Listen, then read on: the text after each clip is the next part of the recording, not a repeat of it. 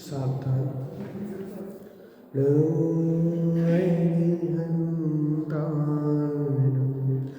नमो सिद्धाय नमो आयर्याणं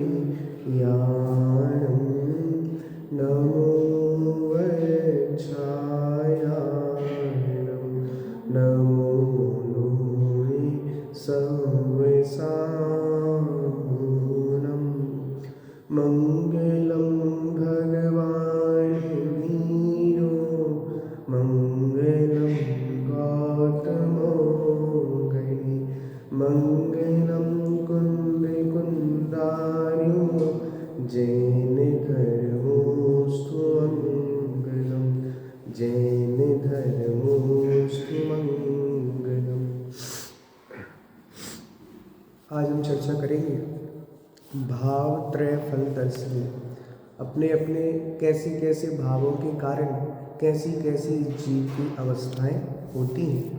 देखिए, सबसे पहले अपन देखते हैं कि ये जीव अंधे होने के कारण, ये जीव अंधा क्यों होता है। बहुत सारे जीव जन्मांध होते हैं, अंधे ही पैदा होते हैं। तो अंधे होने का कारण क्या है? देखो, अंधे होने का कारण बतलाते हैं। प्रश्न, पापो दयान में बद देव कस्मात जीवा किलातो भवतीय विश्वे। हे देव, अब कृपा कर कर ये बतलाइए कि यह जीव इस संसार में किस कर्म के उदय से व कौन से कार्य करने से अंधा होता है। बहुत सारे लोगों को प्रश्न हो सकता है कि भैया हम अंधे हैं, हमें दिखाई नहीं देता, तो हमने पहले कैसे कर्म किए थे जिसके कारण हम अंधे हुए। देखो, बलात् परेशान नैनानि छित्त्वा या सुंदरांगी हतवान् धनादिं अंधापमानं कृतवान् कुर्वात् मृत्वा सचांदो हि भवेत मूत्रे। जो पुरुष बलपूर्वक दूसरों के नेत्रों को फोड़ देता है, जिसने पूर्व जन्मों में दूसरों के नेत्रों को फोड़ने का विचार किया या दूसरों के नेत्र फोड़े, वो भविष्य में अंधा होता है। वो जन्मांध भी होता है और जन्म लेने के बाद भी अंधे हो सकते हैं बहुत सारे लोग। अथवा जो दूसरों की सुंदर स्त्रियों का हरण कर लेता है, वह धनादिक का हरण कर लेता है।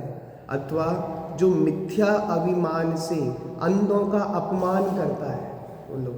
बहुत सारे लोग अंधे होते हैं तो आप मजाक उड़ाने लगते हैं कि देखो तुम अंधे हो, तुम्हें दिखता नहीं है। तो जो जीव अंधों का मजाक उड़ाते हैं वह पुरुष मरकर परलोक में अंधा होता है। भावार्थ, इसमें किसी प्रकार का संदेह नहीं है, ये जीव पाप कर्म के उदय से ही अंधा होता है। वह पाप कर्म किसी दूसरे के नेत्र फोड़ देने से भी होता है, सुंदर स्त्रियों का हरण करने से भी होता है, और धन का हरण करने से भी होता है, और अंधों का अपमान करने से भी होता है। इस शरीर में मुख व मस्तक उत्तम अंग बतलाया है, उस मुख में भी दोनों नेत्र ही सर्वोत्तम कहलाते हैं। आप कल्पना करो कि जिसके नेत्र नहीं होते, आंखें नहीं होती, वो कैसा व्यर्थ में जीवन चला जाता है। वो अपने को कितना असहाय अनुभव करता है, कितना दीनहीन अनुभव करता है कि हम अंधे हैं। अब कोई अंधा व्यक्ति हो, उसको रोड क्रॉस करना है तो किसी का सहारा लेना पड़ेगा कि नहीं लेना पड़ेगा। कहीं से कहीं तक जाना है तो कोई सहारा लेना पड़ेगा कि नहीं लेना पड़ेगा। ऐसी दीनहीन अवस्था नहीं चाहिए। तो कभी किसी अंधों का अपमान मत करो, किसी की आंखें मत फोड़ो, किसी स्त्री का हरण मत करो। तो ये अंधे होने का कारण बताया। अब दूसरा, लूले लंगड़े और अपांग होने का कारण। ये जीव लूला, लंगड़ा और अपांग क्यों होता है? देखो, प्रश्न, पापो दयान में बद देव कस्मान छिन्न देही भवती लोके। हे देव, अब कृपा कर कर ये बतलाइए किस कर्म के उदय से ये जीव लोक में लूला, लंगड़ा और अपंग होता है। हस्तौ परेशां चरणौ च छित्त्वा तुस्यात्रणा स्वार्थवशात् पशूनां दृष्ट्वानन्द खलु छिन्न देहं सा स्यादमुत्रे खिल छिन्न देहि। जो पुरुष अपने किसी स्वार्थ से मनुष्य व पशुओं के हाथ पैरों को काट डालता है, कितने जीव हैं, बूचड़खाने हैं और कितने हैं, कैसे कैसे मार देते हैं पशुओं को, मुर्गियों को, उनके पैरों को काट देते हैं। वो जीव भविष्य में लंगड़े बनते हैं क्योंकि तुमने दूसरों के पैरों को काटा है। और प्रकृति सबके साथ न्याय करती है, किसी के साथ अन्याय नहीं करती। जो दूसरों के पैरों को काटता है, दूसरों के पैरों को छेदता है, वह लूले, लंगड़े और सुनो अथवा लूले, लंगड़े, अपंग जीवों को देखकर प्रसन्न होता है। हम पता नहीं मजाक मजाक में किस किस का मजाक उड़ा देते हैं। यहाँ कह रहे, जिनवाणी कह रही है, अगर आप लूले लोगों का, लंगड़े लोगों का, अपंग लोगों का मजाक, ये तो लंगड़ा है, ये तो लूला है, ऐसा कहकर मजाक उड़ाते हैं और उनको देखकर प्रसन्न होता है, वह जीव परलोक में छिन्न भिन्न शरीर को धारण करने वाला वह लूला, लंगड़ा और अपंग होता है। ऐसी ऐसी विचित्र अवस्थाएं हैं कर्मोदय की, देखी नहीं जा सकती। किसी जीव का जन्म होता है तो कितनी उदाहरण है, वो जन्म होते ही डले रहते हैं बिस्तर पे, उठते नहीं बनता। कहीं कहीं रीढ़ की हड्डी सही नहीं होती तो कोई किसी बच्चे ने जन्म लिया और जन्म से ही लेटा हुआ है, कभी बैठ नहीं पाता, कभी चल नहीं पाता। अब आप बताओ किस कर्म के उदय के कारण ऐसी अवस्था हो रही। ये सब पाप कर्म का तीव्र उदय है। पिछले जन्मों में किसी लंगड़े का, लूले का, अपंग का मजाक उड़ाया था तो ऐसी ऐसी दशाएं मिलती हैं। ये सब कर्म का उदय है और कर्म का उदय किसी को नहीं छोड़ता। इसलिए हम कर्म बांधते तो हंस के हैं, बोलो बंद समय चेतरु चेतन, उदय समय क्या चले। जब किसी की अवस्था ऐसी हो जाती कि पैर नहीं है, लंगड़ा है, तब हम रोते हैं, देखो दूसरों के पास पैर है, हमारे पास पैर नहीं है, हम लंगड़े हैं। क्योंकि उदय आता है तो हम खूब रोते हैं, लेकिन जब बांधना होता है तो प्रसन्नता से बांधते हैं। किसी का मजाक उड़ाना होता है तो प्रसन्नता से उड़ाते हैं। लेकिन कह रहे हैं आचार्य देव कि अगर तुम दूसरों का मजाक उड़ाओगे, लंगड़ा है, लूला है, वो वैसी अवस्था तुम्हारी हो जाएगी। देखो भावार्थ, लूला, लंगड़ा होना व अपंग होना व शरीर का छिन्न भिन्न होना महापाप कर्म के उदय से होता है। वह पाप कर्म जीवों को अत्यंत दुख देने से बंध को प्राप्त होता है। तीर्थ यात्रा, जिन पूजन, अभिषेक, स्वाध्याय, पात्रदान, तपस्चरण आदि जितने आत्म कल्याण के कार्य हैं, वे सब कार्य शरीर के हाथ पैर आदि शरीर के अंग उपांग से ही होते हैं। इसलिए अंग उपांगों को काट डालना उन आत्म कल्याण करने वाले तपस्चरण आदि कार्यों में घोर विघ्न डालता है। किसी के हाथ थे, आपने हाथ काट दिए, अब वो पूजन कर पाएगा, अभिषेक कर पाएगा, पात्रों को दान दे पाएगा? कुछ नहीं कर पाएगा। उस सब का दोष आपको लगेगा। आपने उसके अपंग पने का मजाक उड़ाया, अपंग पने को प्रसन्न हुए देखकर, तो ऐसी अवस्था भविष्य में होती है। अब देखो अगला, ये जीव बहरा होने का कारण, ये जीव बहरा क्यों होता है? बहुत सारे जीवों को सुनाई नहीं देता ना, बहरे होते हैं, उसका कारण क्या है? देखो प्रश्न, हे देव अब आप कृपा कर ये बतलाइए कि ये मनुष्य मरकर किस पाप कर्म के उदय से, हे भगवान आप कृपा कर ये बतलाइए यह जीव किस पाप कर्म के उदय से, किस पाप से अवश्य ही बहरा होता है। जो मनुष्य पहले जन्म में मनुष्यों की कुकथाएं सुनकर प्रसन्न होता है। विगताओं सुनने में कितना आनंद आता है, इसकी बुराई सुनना, उसकी बुराई सुनना। ये जिनवाणी माँ कह रही है, अगर तुम बी कथाओं को सुनने में कान लगाओगे ना, ये भविष्य में बहरे होगे। और अथवा बहरे लोगों का अपमान कर प्रसन्न होना, ये बहरे हैं, इनको सुनाई नहीं देता, इनको जोर से बोलना पड़ता है तब सुनाई देता है। ऐसे हम कितनी बार मजाक उड़ाते हैं। अथवा वचनों को सुनकर भी ना सुनने के समान बैठे रहना। किसी ने आपसे कुछ कहा कि हमें तो सुनाई नहीं आई, हमें तो सुनाई नहीं आई, ऐसा करना। वह मूर्ख मनुष्य मनकर इस पृथ्वी पर बैरा ही होता है। बोलो भावार्थ, कर्ण इंद्रिय प्राप्त करने का फल धर्म कथाओं को सुनना है। ये कर्ण इंद्रिय का सही प्रयोग क्या है? दूसरों की बुराई सुनना, बोलो कुकथाएं सुनना।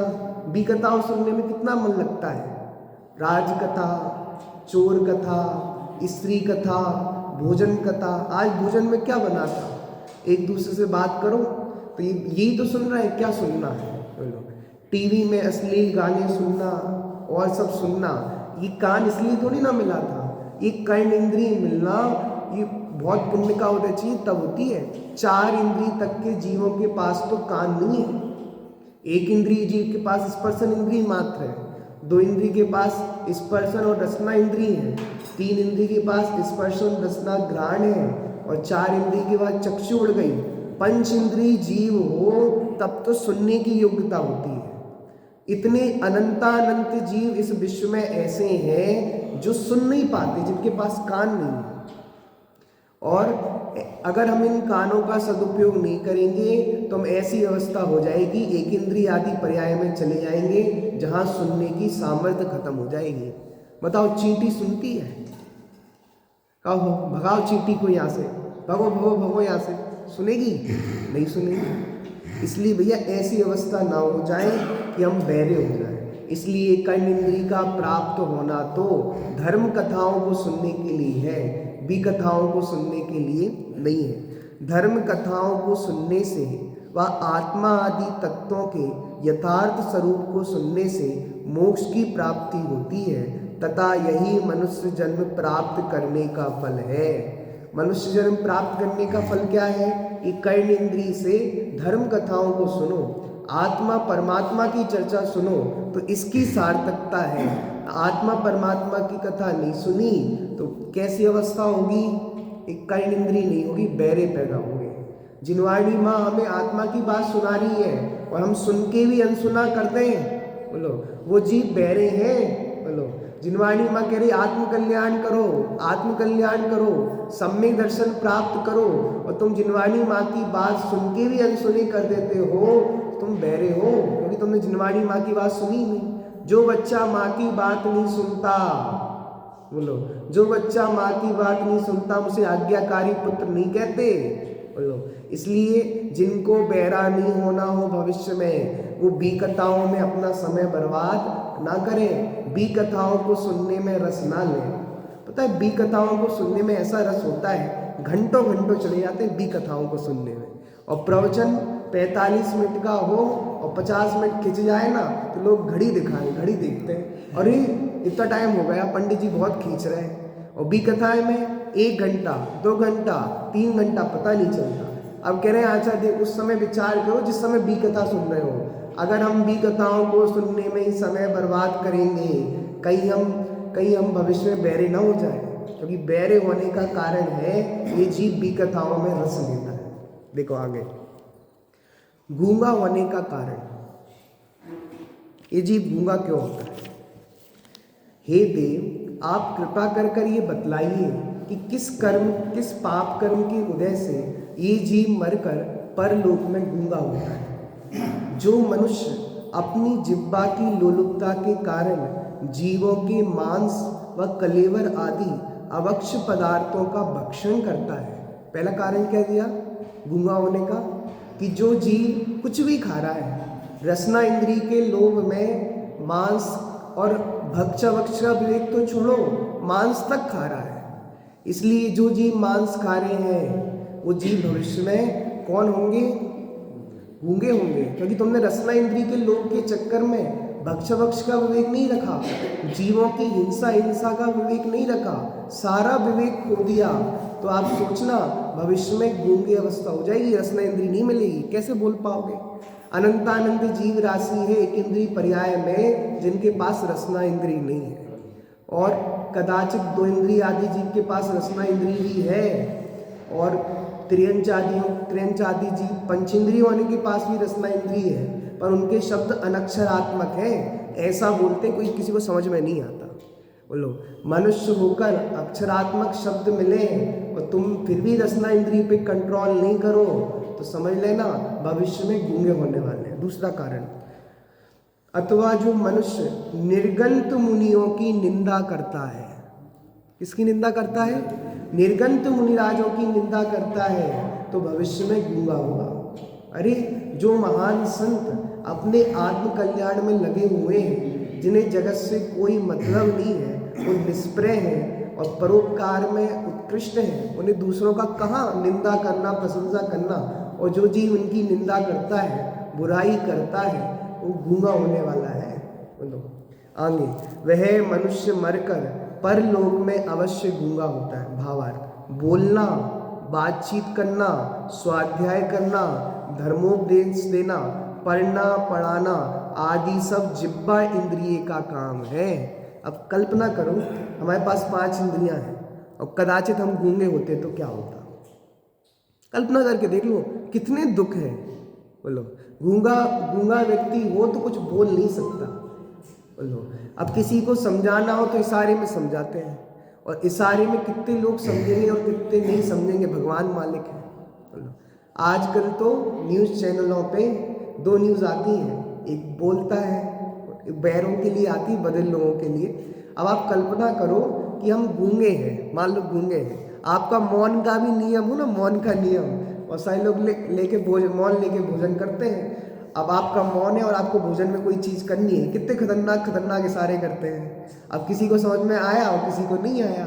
अब आपको रोटी चाहिए थी और आप कह रहे हो नहीं आया समझ में। अब भोजन करके आप उठोगे, जब हम कह रहे थे हमें रोटी चाहिए, आपने बोला ही तो नहीं, हमारा मौन व्रत था। तो समझ में आ रही बात? आप कल्पना करो हम 1 घंटे का भी मौन ले लें और 1 दिन का भी मौन ले लें तो कितना कठिन होता है। और जो गूंगा व्यक्ति हो, जो बोल नहीं पाता, कितने दुख है।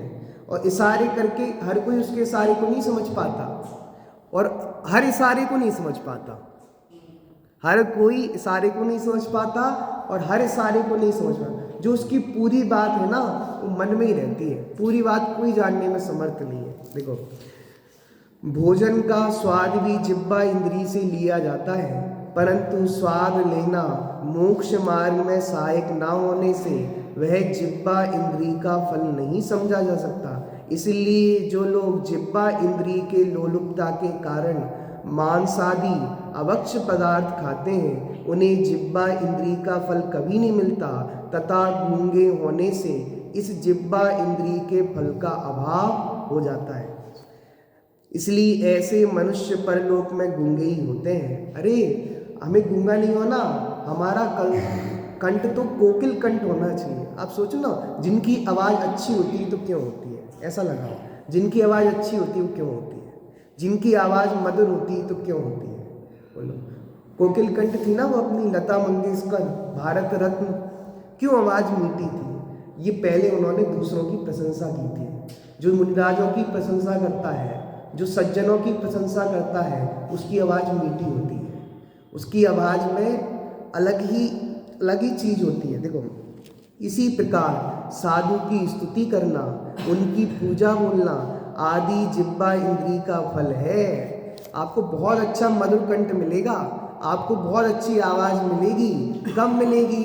जब आपके मुख से मुनिराजों की प्रशंसा निकलेगी, जब आपके मुख से सज्जनों की प्रशंसा निकलेगी, जब आपके मुख से किसी की निंदा नहीं होगी, तब आपको बहुत अच्छा कंठ मिलेगा। बोलो अपन पढ़ रहे ना, जीवनधर कुमार एक व्यक्ति से भी मिलते हैं, सामान्य व्यक्ति से कितना मधुर संबोधन करते हैं।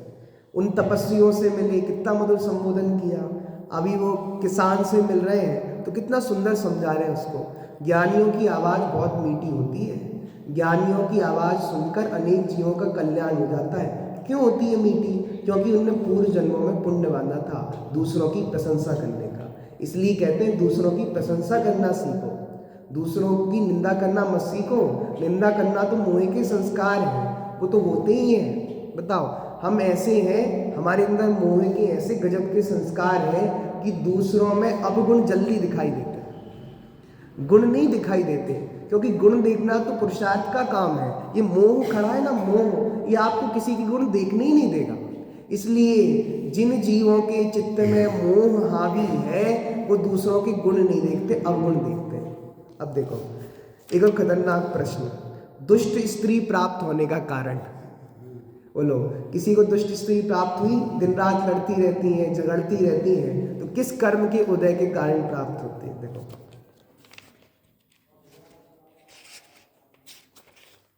देखिए, हे देव, आप कृपा कर ये बतलाइए कि किस कर्म के उदय से इस जीव को परभव में दुष्ट स्त्री प्राप्त होती है। कोई कहे भैया हमारी पत्नी तो बहुत डेंजर है, जब चाहे लड़ती रहती है, क्यों प्राप्त हुई? तो आचार्य कहें तुम्हारी कर्म का उदय है। कैसे? जो मनुष्य अपनी स्त्री के साथ रात दिन लड़ता रहता है। पहला कारण, जो मनुष्य अपनी स्त्री के साथ रात दिन लड़ता रहता है और किसी द्वेष के कारण सदाचारिणी स्त्रियों की निंदा करता है। बोलो, आपने कोई सदाचारिणी स्त्री थी जो शीलवान थी, आपने उन पे दोष लगाया होगा। बोलो, तब जाके ऐसी स्त्री मिली। कलह करने वाली स्त्रियों को देखकर अत्यंत संतुष्ट होता है। स्त्री तो ऐसी होनी चाहिए, लड़ने वाली। और ऐसे मनुष्य परलोक में जाकर अत्यंत दुष्ट स्त्री को पाता है। धर्म पत्नी धर्म कार्यों में सहायक होने वाली होती है।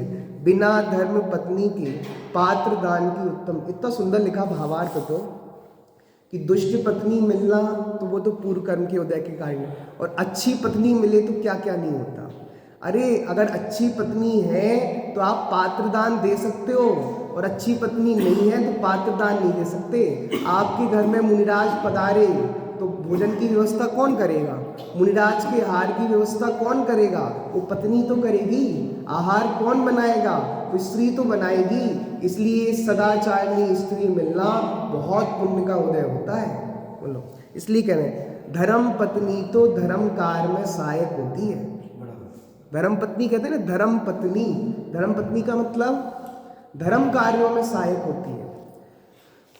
ना प्रतिदिन हो सकती, देखो, धर्म पत्नी के पात्र दान की उत्तम व्यवस्था नहीं हो सकती धर्म पत्नी के बिना, ना प्रतिदिन हो सकती, तथा जिन पूजन में भी धर्म पत्नी के नैवेद्य आदि की व्यवस्था नहीं हो सकती। अब बताओ, घर में चावल की व्यवस्था कौन करता है? कौन नैवेद्य बनाता है? मतलब सब रखते हैं ना घर में व्यवस्था करके, तो कौन करती है? स्त्री तो करती है। ये आपका ये द्रव्य है, ये आपके नैवेद्य है, ये आपके वो है।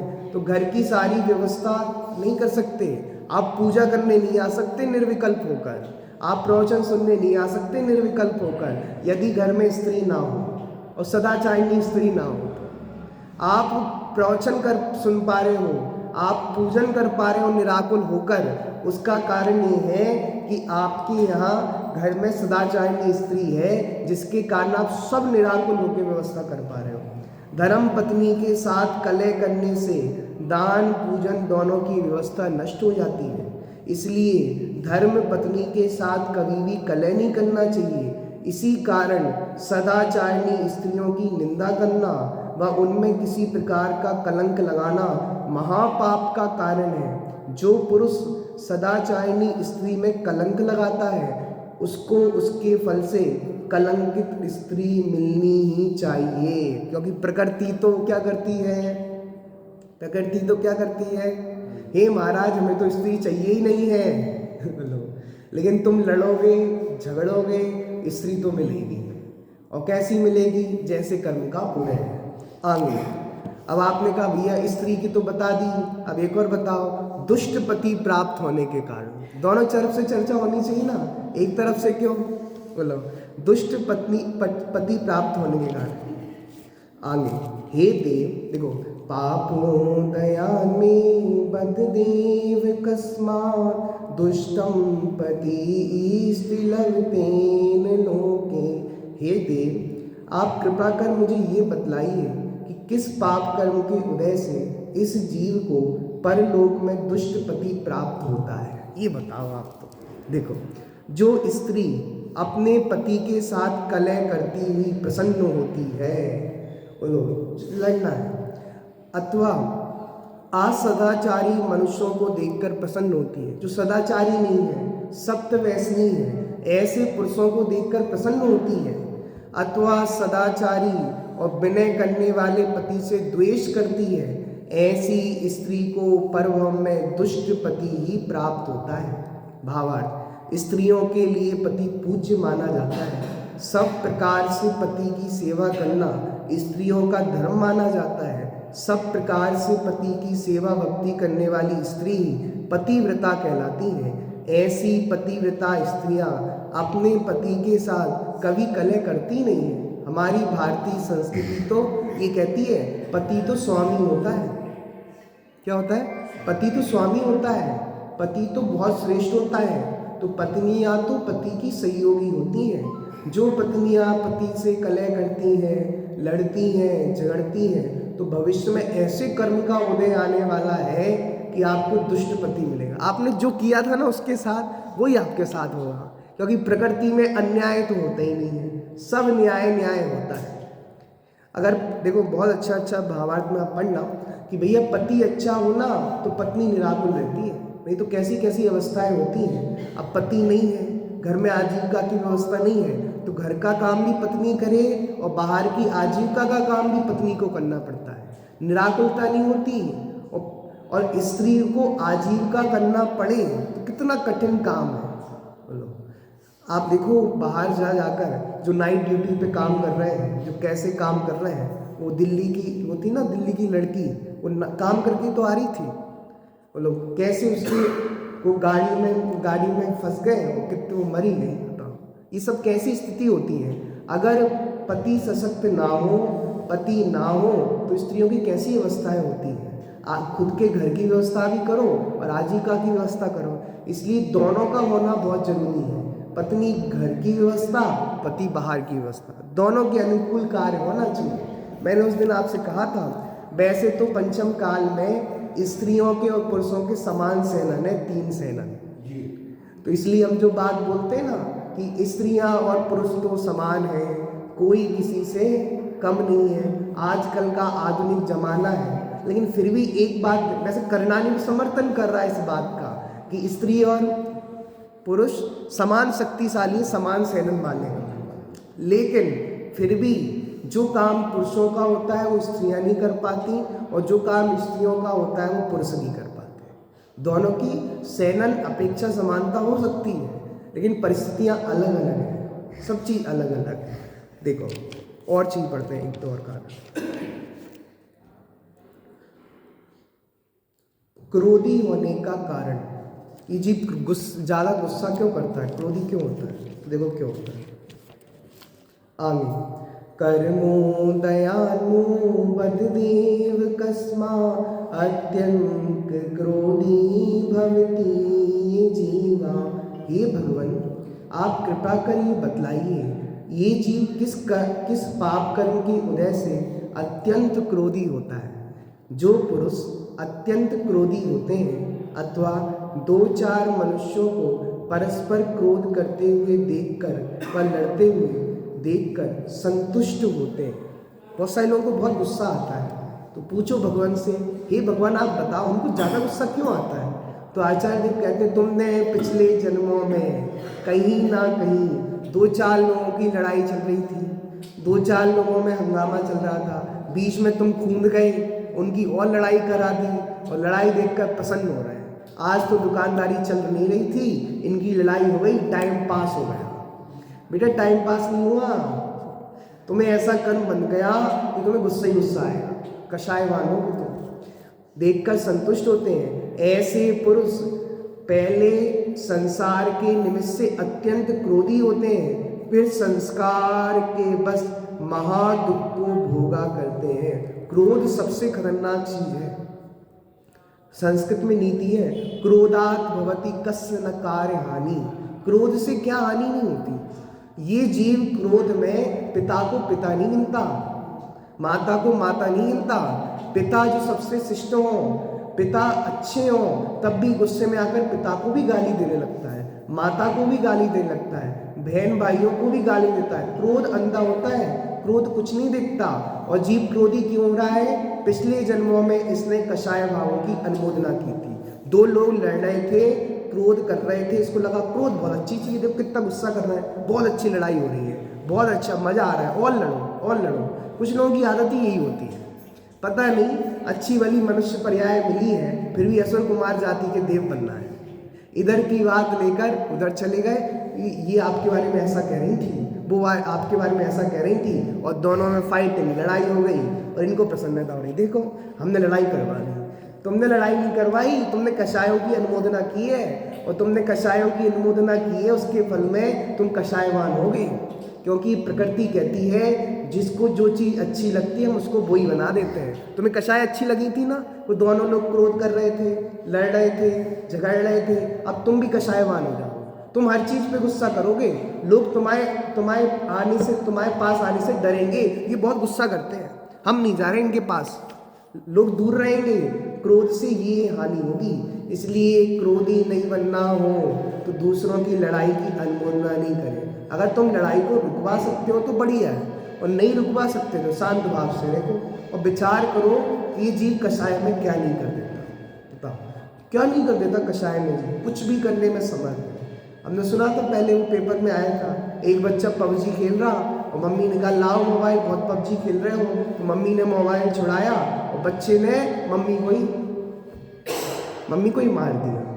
बताओ कषाय क्या नहीं करवा दी। ये तीव्र गुस्सा था। टेक्नोलॉजी के इतने आदी हो गए व्यक्ति कि मरना मंजूर है। कल वो बात आई थी, हम बच्चे उसे कहते हैं हम आपको कहानी नहीं सुनाएंगे, बेटा नींद आ रही है ना तो मोबाइल को देखते देखते सो जाओ। आप कहानी सुनाते, कुछ और सुनाते, तो वो बच्चा उससे नींद लेके सोता था। पहले दादी और नानी की कहानी सुनकर नींद आती थी, आज बच्चे को मोबाइल देख देख कर नींद आ रही है। इसका मतलब वो चिड़चिड़ा होगा, वो क्रोधी होगा, कषायवान होगा, क्योंकि मोबाइल देखने से चिड़चिड़े होते हैं। सिर दर्द करता है, आंखें दर्द करती हैं, और फिर भी वो मोबाइल में चीज़ देखने का लोभ है। कार्टून देखना है हमें, तो बच्चे कार्टून ही बनेंगे। बोलो कार्टून अच्छा लग रहा है ना, तो कल अपन ने बहुत बात की थी इसकी। आगे एक और लेते हैं अपन, निर्धन होने का कारण। ये जीव निर्धन क्यों होता है? बहुत सारे लोगों को प्रश्न होता है भैया हमारे पास पैसा क्यों नहीं है, हम निर्धन क्यों हैं? किसी भिखारी से जाके पूछो कि हमें भीख मांगनी पड़ रही है दर दर जाकर, ऐसा क्यों? हे प्रभु आप कृपा करके बताइए ये मनुष्य किस कर्म के उदय से धनहीन दरिद्र होता है? देखो, जो पुरुष दूसरों के धन को हरण कर संतुष्ट होता है, तो दूसरों के पैसे लेके संतुष्ट हो गया, तो चोर है, डाकू है, जितने भी लोग हैं वो किसके पैसों को लेकर हरण करते हैं? गजब की बात सुनना, जो दूसरों के पैसों को लेकर हरण करता है वो कभी सुखी नहीं रह सकता। अभी आपने सुना नहीं होगा, ये चोर है, ये डाकू है, बहुत अमीर हो गए, करोड़पति हो गए, अरबपति हो गए। होते ही नहीं है। क्यों नहीं होते? इतना पैसा तो लूट रहे हैं, इतना पैसा तो कर लेते हैं, लेकिन उसका कारण ये कि ऐसे पाप का उदय आता है, वो कभी पैसे वाले नहीं होते, कभी एक जगह चैन से रह नहीं सकते, सुखपूर्वक शांति से जी नहीं सकते। लिखा ना, चोरन के पुर नहीं बसे। चोर एक जगह क्यों नहीं रहते? बार बार शंकित रहते हैं, कोई हमें पकड़ नहीं है, पहला कारण। दूसरा कारण, अथवा दूसरों के घर रत्न राजादि को हरण करने वालों को देखकर प्रसन्न होता है। किसी की कोई चोरी हो गई और ये बढ़िया रहा, इनके पास बहुत पैसा था और चला गया, बढ़िया रहा, तुम्हारे को भी पैसा नहीं मिलेगा। अथवा धनहीन मनुष्यों का अपमान कर संतुष्ट होते हैं। ये प्रवृत्ति सब में बहुत रहती है। बेचारा कोई कर्मचारी हमारे दुकान पे काम कर रहा है, उसकी मजबूरी है, उसके पास पैसे नहीं है, हम उसके पैसे की मजबूरी का मजाक उड़ाएं। बोलो तुम्हारी हैसियत क्या है, तुम हो कौन? तो आप आज उसका मजाक उड़ा रहे हो ना, आपको ऐसी अवस्था मिलेगी, लोग आपका मजाक उड़ाएंगे। बताओ, जो दूसरों की हंसी उड़ाते हैं ऐसा कर्म का उदय बनता है, उनकी हंसी उड़ती है। तो जो धनहीन मनुष्यों का अपमान कर संतुष्ट होते हैं, कभी लगता है हम बहुत पैसे वाले हैं, हमारी तो बहुत रेपुटेशन है, हम बहुत इज्जत वाले हैं। इसकी क्या रेपुटेशन है? इसको कौन पूछता है? इसके पास ना पैसा है, ना धन है, कुछ भी नहीं है, तो हम ऐसी मजाक उड़ा देते हैं, ऐसी हंसी उड़ाते हैं। इसलिए कभी कभी हंस हंस के ऐसे कर्म बनते हैं, वो रो रो के भुगतने पड़ते हैं। वह मनुष्य मरकर भागहीन दरिद्र होता है। इस तरह से ये क्या बनने का कारण था? दरिद्र होने का। ऐसे बहुत अच्छे अच्छे कारण हैं, उनकी चर्चा अपन और कल करें। सहजानंद शो